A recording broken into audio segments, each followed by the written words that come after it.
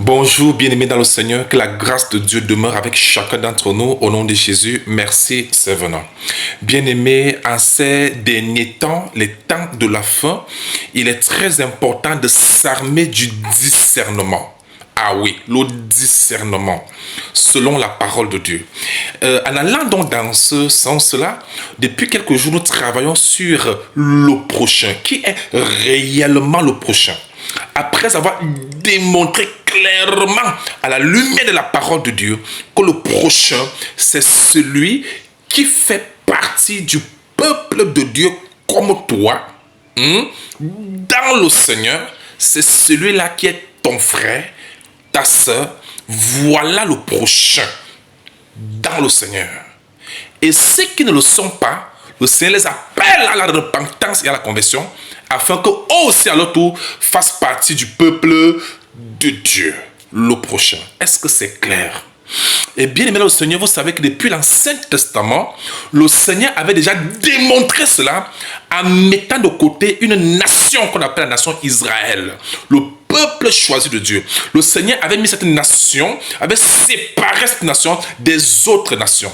Et le Seigneur donnait les instructions claires à la nation Israël en disant même de ne même pas faire alliance avec d'autres nations. On peut lire cela dans Exode, chapitre 34, les versets 11 et 12. Le Seigneur est encore allé plus loin en interdisant même aux enfants d'Israël de contracter les mariages avec d'autres nations, de ne pas donner leurs filles aux fils des autres nations et de ne pas prendre les filles des autres nations pour donner aux fils d'Israël. Voyez-vous, nous pouvons lire ça dans Deutéronome, chapitre 7, du verset 1 au verset 6. Vous allez voir que le Seigneur ne voulait pas que son peuple fasse des mélanges. Ah oui. Bien aimé, nous sommes dans un monde où il faut éviter le mélange, il faut le discernement, il faut éviter le mélange, il faut le discernement. Amen. Maintenant, cela était une préfiguration, puisque c'était l'ombre des choses à venir. Mais maintenant, en Christ, le Seigneur est venu, il est mort, il est ressuscité, et ceux qui croient en lui, ils constituent la Bible, que nous avons été baptisés dans un seul esprit pour former un corps. Alors, tous ceux qui sont devenus enfants de Dieu forment maintenant le corps de Christ. Qu'importe leurs origines, qu'importe leur nationalité, qu'importe leur taille, qu'importe leur temps, nous sommes tous un dans le Seigneur. Voilà le contexte du prochain. Est-ce que c'est clair selon la parole de Dieu? Bien aimé dans le Seigneur, la question maintenant c'est de savoir, étant donné que nous vivons dans un monde confus et confondu, comment devons-nous donc vivre avec tout le monde? Comment fonctionner avec tout le monde? Comment nous comporter avec tout le monde selon la parole de Dieu? Et la réponse est claire. Vous savez que la Bible contient a toutes les réponses à toutes les questions. Ah oui. Nous prenons 1 Pierre chapitre 2, le verset 17. Nous allons lire la version Louis II et la version français courant. Il est écrit. Voilà comment il faut fonctionner sur la terre. Honorez tout le monde. Aimez les frères. Craignez Dieu et honorez le roi. Je lis le même verset dans la version français courant. Il dit, respectez tous les êtres humains. Ah oui. Il faut respecter tous les êtres humains, enfants de Dieu ou non enfants de Dieu, musulmans, qu'importe. Il faut respecter tous les êtres humains. C'est ça que Dieu demande à ses enfants. Et il dit, aimez vos frères en la foi. L'amour là, c'est pas pour tout le monde. L'amour, pour ceux qui ne savent pas ce que c'est que l'amour, prenez 1 Jean 4, verset 8, vous allez connaître. L'amour, c'est Dieu lui-même. Malheureusement, les bien-aimés, les gens ont rejeté le Seigneur, qui est l'amour. L'absence de l'amour, ça donne quoi? Le Seigneur est la lumière. Rejetez le Seigneur. Rejetez la parole du Seigneur. Lui qui est la lumière. L'absence de la lumière, c'est ça qui donne les ténèbres. Plusieurs personnes sont dans les ténèbres. Ils ne sont même pas conscients qu'ils sont dans les ténèbres parce qu'ils ont rejeté la lumière qui est le Seigneur. Ils ont rejeté la parole qui est la lumière. C'est pourquoi ils sont dans les ténèbres. Le Seigneur les considère comme des ténèbres. Parce que Dieu appelle les hommes à la repentance pour entrer en Christ. Amen. Puisque le monde est justement divisé en deux, il y a ceux qui font partie du monde de la lumière, en Christ pour les enfants, ça ce sont les enfants de Dieu, et ceux qui ont rejeté le Seigneur, ça c'est les ténèbres. Enfants des ténèbres. Ah ouais. Et il dit, aimez vos frères dans le Seigneur. Donc le respect c'est envers tous les êtres humains, mais l'amour c'est entre les vrais enfants de Dieu, parce que ce sont eux qui ont compris ce que c'est que l'amour.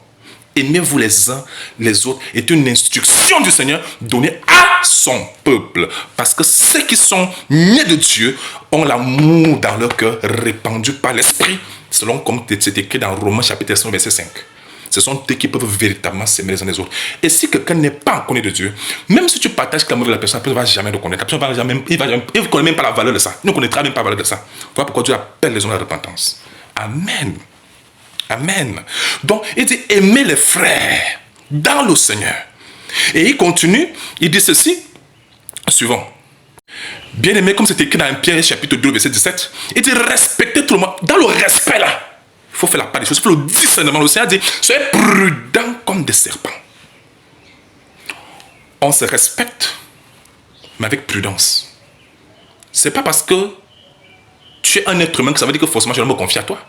Ou bien nous allons faire les choses ensemble. Non, pas forcément. Il faut le dire. C'est que dans 1 Corinthiens 15, 33, ne vous y trompez pas, car les mauvaises compagnies corrompent les bonnes mœurs. Vous comprenez? Et il dit, aimez vos frères au Seigneur. L'amour, c'est pour ceux qui sont le Seigneur, ceux qui connaissent l'amour. Et il dit, adorez Dieu. L'adoration, là, c'est un terme qui n'est dédié qu'à Dieu seul. Et quand on parle d'adoration, on parle de tout. La gloire, l'honneur, l'amour pour Dieu, là, c'est le tout. Vous comprenez? L'adoration, là, c'est pour Dieu. Et l'empereur ici, il dit respectez l'empereur. C'est-à-dire les patrons, les aînés et toutes ces personnes.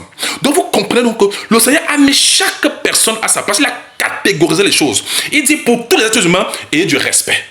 Pour les frères, ayons de l'amour. Amen. Malheureusement, tout le monde n'aime pas l'amour. Malheureusement. Et pour Dieu, Dieu parle d'adorer Dieu. Ça c'est pour Dieu. Et pour les aînés, les patrons, les empereurs, tout ça, Dieu dit ayons du respect pour eux. Même si ton patron est un sataniste, même si le président de la République est quoi, nous lui devons du respect. C'est ce que la Bible ordonne. Amen. Vous voyez donc Dieu a tout classé les choses pour qu'il n'y ait pas de confusion. Malheureusement alors, n'ayant pas ce discernement, au lieu d'adorer Dieu, les gens adorent plutôt l'homme. Adorent plutôt l'argent. Non. Le respect c'est pour tous les humains. L'amour, c'est pour les frères. Les gens confondent ces choses. Là où ils doivent mettre l'amour, ils mettent plutôt autre chose. C'est ça qui crée la confusion. Bien aimé, Dieu, il faut le discernement. Dieu nous a donné le discernement dans sa parole. Amen. Est-ce que c'est clair? Et ce n'est pas tout. Quand on confond ces choses ici, on va se faire voir. Quelqu'un va me dire, mais je ne sais pas, j'ai donné l'amour à telle personne, et tout ça, mais la personne m'a insulté, la personne n'a même pas su valoriser cela, la personne j'ai été déçu. C'est parce qu'on n'a pas le discernement à la base. Le Seigneur nous demande d'avoir le discernement. Amen. Nous prenons Éphésiens chapitre 4. Nous lisons le verset 24 à 26, disons 25 à 27, il est écrit. C'est pourquoi renoncez aux mensonges et que chacun de vous parle selon la vérité à son prochain. Qui est ce prochain-là? Il dit, car nous sommes membres les uns des autres. Dans la version française courante, c'est dit, nous sommes membres d'un seul corps. Donc le prochain est celui qui est donc membre du corps de Christ comme toi. Voilà ton prochain que tu dois aimer comme tu aimes toi-même. Tel que le Seigneur l'avait donné comme instruction à ses disciples et non à tout le monde entier. Est-ce que c'est clair? Le Seigneur dit ici de renoncer aux mensonges et que chacun dise la vérité à son prochain. Mes frères et sœurs, et il n'y a que ceux qui sont le Seigneur qui peuvent supporter la pimenterie. Je dis bien la pimenterie de la vérité. Nous devons nous dire les vérités. Amen. Et marcher la vérité. On dit que selon que chacun parle selon la vérité. Ça veut dire que ça doit être conformément à la parole de Dieu. Ce que nous disons, ce que nous faisons, tout cela doit être à la lumière de la parole de Dieu. Mais dans le monde, dès que tu dis la vérité, on va se mettre à mort. On va te tuer. C'est comme ça le monde. Parce que le monde n'aime pas la vérité. Le monde n'aime pas la vérité, c'est ça. Amen. Il dit renonçons à ce que chacun dise la vérité, pas sur la vérité, à son prochain. Vous comprenez? Et il continue. Il dit ici que donc ça prouve que le prochain c'est celui qui est membre du corps de Christ comme toi. Qu'importe ses origines. Le verset 27, il dit 26-27, si vous vous mettez en colère, ne péchez point, que le soleil ne se couche pas sur votre colère et ne donnez pas accès au diable. Toi, enfant de Dieu qui m'écoute, quand tu te mets en colère contre ton prochain, amen, il faut résoudre ce problème avant que le soleil ne se couche. Même si tu as un problème avec n'importe qui, cherche à arranger ce problème-là avec la personne. Voyez-vous? Pour que le soleil ne se couche pas sur ta colère. Vous comprenez? Mais si c'est quelqu'un dont avec qui tu veux régler le problème, mais la personne ne veut rien entendre. Toi, fais ta part. Hein? Tu lui parles en toute sincérité. Tu reconnais là où toi-même tu as faussé. Ou bien tu as fauté. C'est important de savoir. Parce qu'il y a aussi des endroits où nous avons aussi fait mal. Il faut qu'on nous devons dire la vérité. Il ne faut pas se mentir blanche. Il faut aussi dire que bon, il faut vraiment, je t'ai provoqué. Il faut pouvoir parler à ton prochain, même à celui qui ne l'est même pas. Il faut parler ouvertement, très sincèrement. Et tu te libères, tu demandes pardon pour ce que tu as fait de mal, et tout, et tout, et tout. Maintenant, si la personne veut, la personne accepte, tant mieux. Mais si la personne ne veut pas, c'est son problème avec son Dieu. Toi, tu auras fait ta part. Donc, enfant de Dieu, nous ne devons pas dormir avec les colères. Un enfant de Dieu, quand il est en situation avec quelqu'un, il n'attend pas demain. Il appelle la personne d'abord. Et prenez attention. Ce n'est pas exposé devant tout le monde. Attention. Non, non. Il faut savoir prendre la personne d'abord de côté. Vous parlez d'abord à deux. Si la personne ne comprend pas, tu appelles donc deux autres personnes comme témoins. Vous essayez un peu d'arranger. Si on a Bible dit que 10 là, l'église ou la communauté des enfants de Dieu, si ne comprend pas, maintenant, considère comme un païen. Mais fais ta part, mes bien-aimés au Seigneur. Ça ne sert à rien de garder les rancunes. Un enfant de Dieu ne garde pas les rancunes. Un enfant de Dieu ne garde pas les colères. Non. Si tu as un souci, fais sur la personne, cause avec la personne très clairement, très posément. Si la personne comprend, c'est bon. Si la personne ne comprend pas, c'est son problème. Toi, tu auras fait ta part devant Dieu. Que Dieu vous bénisse.